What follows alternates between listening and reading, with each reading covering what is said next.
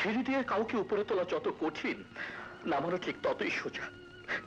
যা যা, এবার ঘুমিয়ে পড়, যা।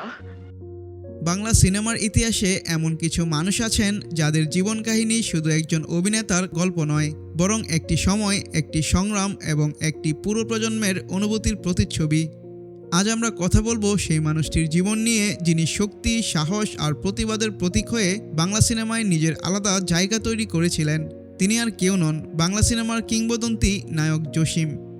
জসিমের জন্ম 1957 সালের 14ই মার্চ বাংলাদেশের ফরিদপুর জেলার মধুখালী উপজেলায়।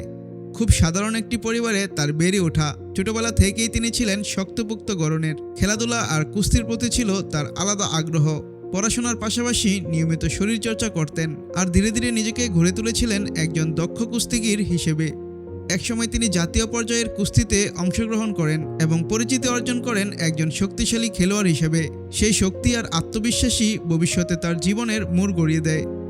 70-এর দশকের শেষের দিকে বাংলা সিনেমায় যখন নতুন মুখের খোঁজ চলছিল, তখন জসিমের শারীরিক গঠন ও ব্যক্তিত্ব অনেক পরিচালকের নজর কেড়ে নেয়। 1978 সালে তিনি প্রথমবারের মতো চলচ্চিত্রে অভিনয়ের সুযোগ পান। শুরুতে খুব বড় কোনো চরিত্র না হলেও তার উপস্থিতি দর্শকের চোখে পড়ে যায়, কারণ তিনি ছিলেন অন্য সবার থেকে আলাদা। অতিরিক্ত সাজগোজ নয়, কৃত্রিম অভিনয় নয়, বরং একেবারে বাস্তব একজন মানুষ। 80-র দশকে পা রাখার সঙ্গে সঙ্গেই জসিমের ক্যারিয়ার দ্রুত ঊর্ধ্বমুখী হতে থাকে। এই সময় তিনি একের পর এক সিনেমায় প্রধান নায়ক হিসেবে অভিনয় করেন এবং অল্প সময়ের মধ্যেই দর্শকের প্রিয় তালিকায় পরিণত হন। তার অভিনীত সিনেমাগুলোতে তিনি সাধারণ শ্রমিক, মজুর, নিপীড়িত মানুষের চরিত্রে দেখা দিতেন, যারা অন্যায়ের বিরুদ্ধে রুখে দাঁড়ায়। এই কারণেই সাধারণ মানুষ তাকে নিজের একজন মনে করত। তার চোখের ভাষা, সংলাপ বলার ধরন আর বাস্তবধর্মী অ্যাকশন দৃশ্য দর্শকের মধ্যে আলাদা উত্তেজনা তৈরি করত। জসিমের সবচেয়ে বড় শক্তি ছিল তার বাস্তবতা। তিনি নিজে কুস্তিগির হওয়ায় অ্যাকশন দৃশ্যগুলোতে আলাদা কোনো ডাবলের প্রয়োজন হতো না। মারামারি, লড়াই কিংবা স্ট্যান্ট সবকিছুতেই ছিল বাস্তবের ছোঁয়া। সে সময় সিনেমার পোস্টারে শুধু জসিমের ছবি থাকলে হলভর্তি দর্শক হতো।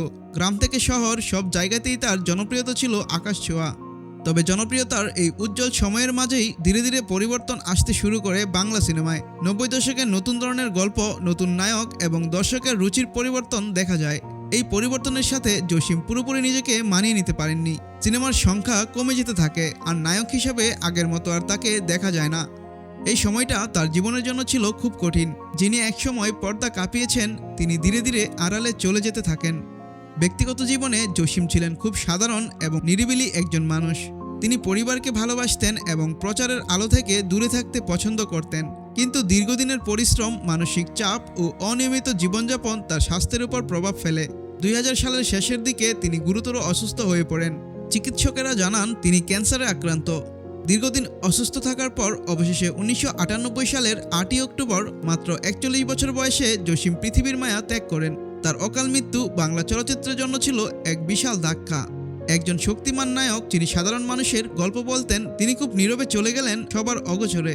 আজ অনেক বছর পেরিয়ে গেছে, কিন্তু জসিমকে মানুষ এখনও ভুলে যায়নি।